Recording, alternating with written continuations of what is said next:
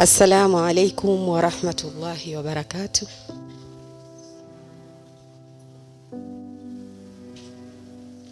Kwanza kabisa napenda kumshukuru Allah subhanahu wa ta'ala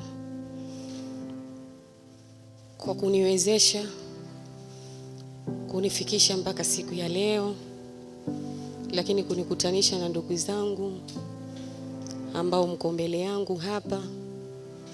Alhamdulillah. Kutokana na muda,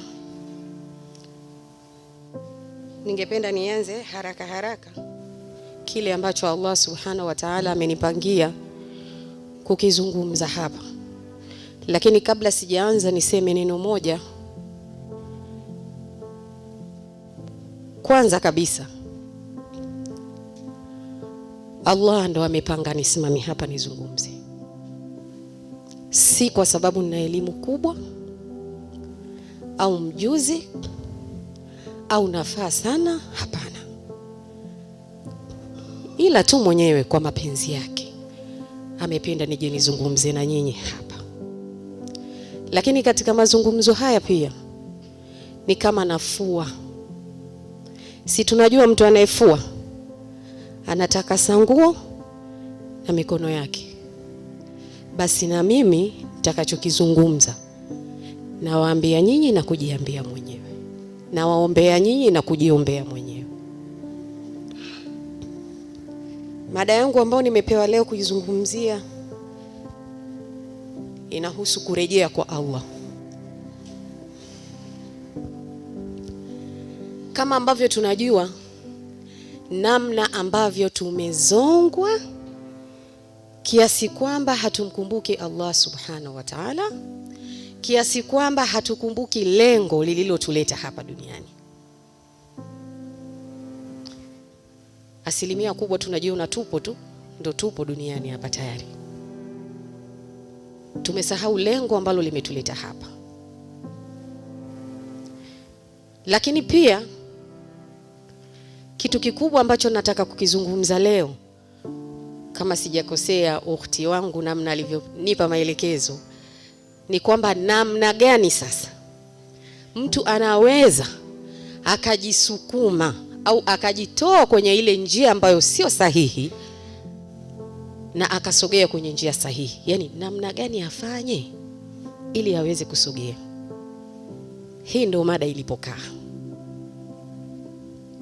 Inshallah Allah aniwezeshe kwa kile ambacho anakiona kipo kwenye mioyo yenu, basi nami nifikishe kile ambacho kitakuwa msaada kwenu. Cha kwanza kabisa, kuna utofauti wa vitu viwili. Kuna hiari, alafu kuna jazba. Mara nyingi watu tunakuwaga na jazba na sio hiari. Unaweza kwenda sehemu ukasikia mawaidha, ukasema mimi kuanzia leo nabadilika. Au ukasikia hata kwenye simu, kwenye TV, ama mtu yote tu akakupa mawaidha, ukasema mimi kuanzia leo nabadilika, nashikamana na njia ya Allah. Lakini utashikamana nayo wiki ya kwanza, wiki ya pili umerudi kule kule. Ile haikuwa hiari, ilikuwa ni jazba. Bado hujaamua. Unatakiwa ufanye maamuzi kutoka kwenye moyo wako wewe mwenyewe,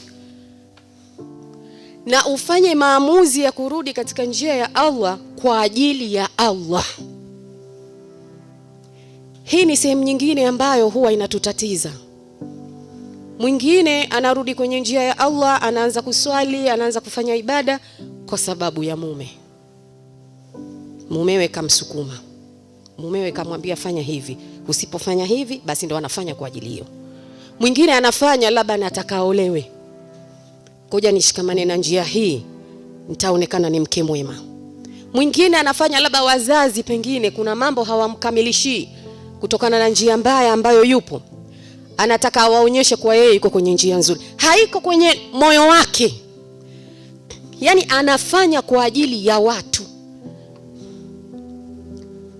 anashikamana na zile ibada kwa ajili ya watu, sio kwa ajili ya Allah subhanahu wa ta'ala. Na ndio maana kila atakachotaka kukifanya atataka kikionekane, watu wamuone. yeye kaswali, watu wamuone yeye katoa sadaka, watu wamuone yeye kafanya hili na lile. Lakini ukifanya kwa ajili ya Allah, basi yataonyeshwa na Allah mwenyewe. Lakini wewe nia yako wala haiwi hiyo.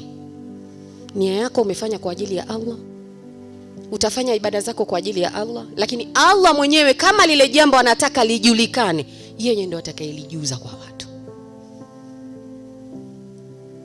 Kwa hiyo tunatakiwa kwanza uamue mwenyewe kutoka kwenye moyo wako kabisa, mimi nataka kurudi kwenye njia ya Allah.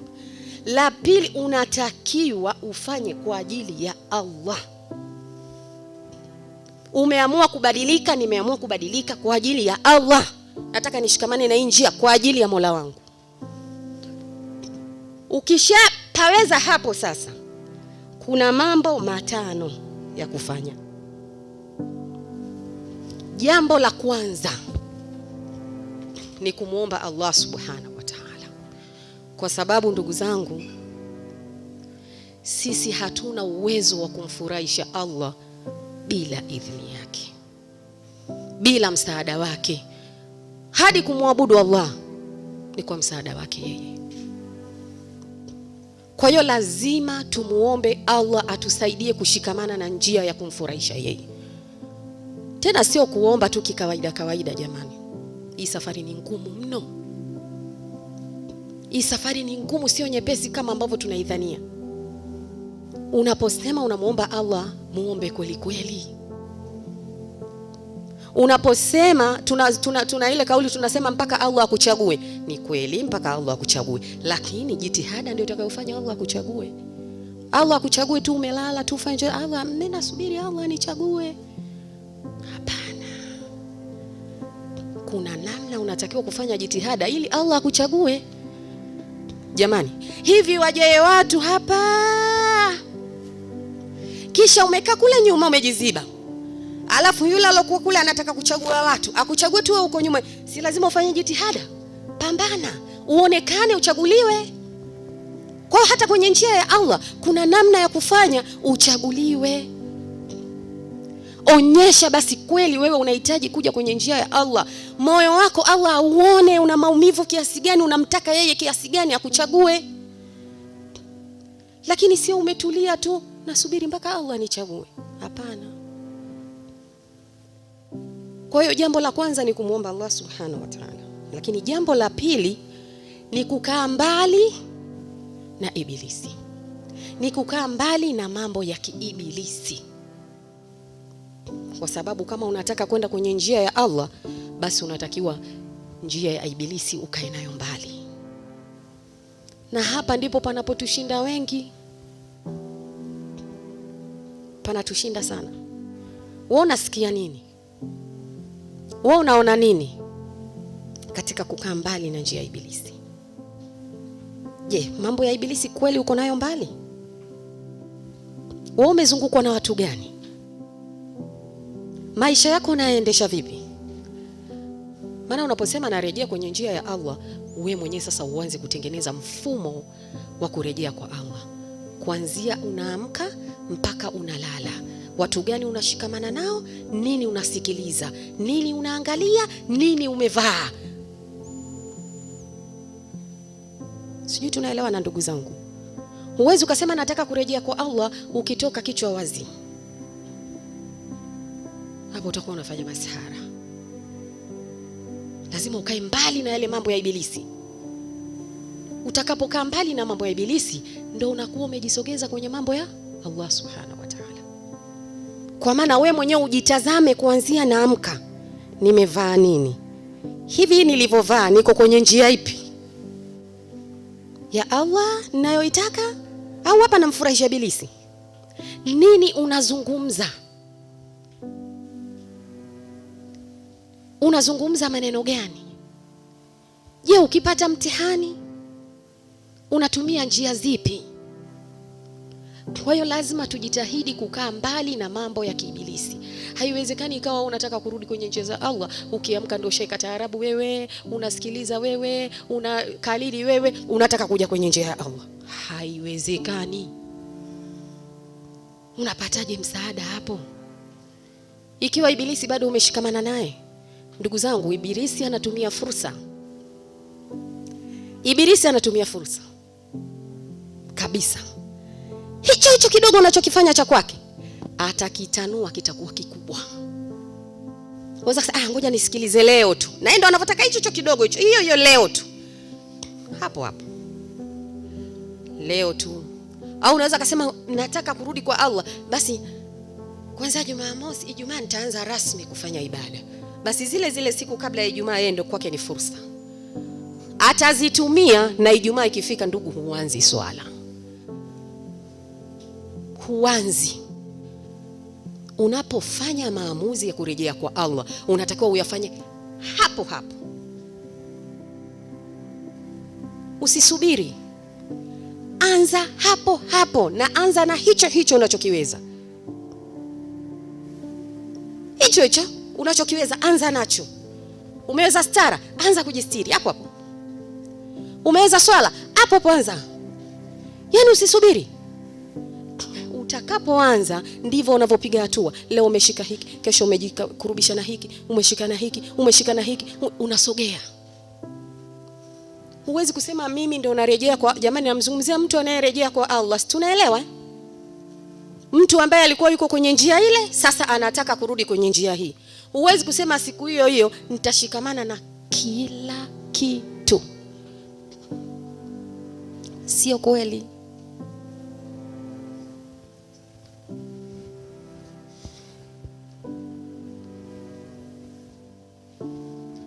Unaanza hapo unapoona unaweza kupaanza.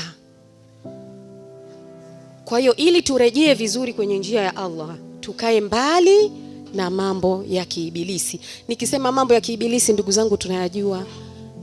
Tena kwa upande wetu sisi wakina mama tunayajua mengi tu. Tukikaa kwenye ma-TV humo, tunaangalia ma-video humo, tunaangalia ma-movie humo. Maana ma-movie nayo tukiangalia tunaonaga kama ni jambo la kawaida, lakini ni jambo lake lile ni jambo lake. Lazima utaangalia yasiyofaa mle ndani. Lazima utaangalia wanawake ambao hawajajistiri. Kuna miziki mle ndani, na ni kitu ambacho anakipenda sana ibilisi. Kila kona mziki upo, kila sehemu utakutana nao. Yaani asilimia kubwa, yani utakutana nao. Ukienda kwenye harusi upo, ukienda siji kwenye nini, sasa hivi hadi kwenye misiba upo, kwenye movie upo, wenyewe ndio upo tayari. Yaani sehemu nyingi utakazoenda, wanatangaza si biashara gani upo, wanatangaza sijui nini upo, barabarani ukipita upo, kwenye madaladala utake usitake utasikia. Sijui tunaiona hiyo. Yaani hiyo ni sehemu ambayo ibilisi anaipenda, hadi anaipenda tena. Lazima utasikiliza tu. Kwa hiyo tujitahidi, tunasikia nini, tunaona nini, tukae navyo mbali ili tuweze kusogea kwa Allah subhanahu wa ta'ala. Lazima tumsukume ibilisi na mambo yake, tuyakwepe, tukae nayo mbali. Jambo la tatu, tuishi Kiislamu. Kiukweli Waislamu tuko wengi sana, lakini wanaoishi Kiislamu ni wachache.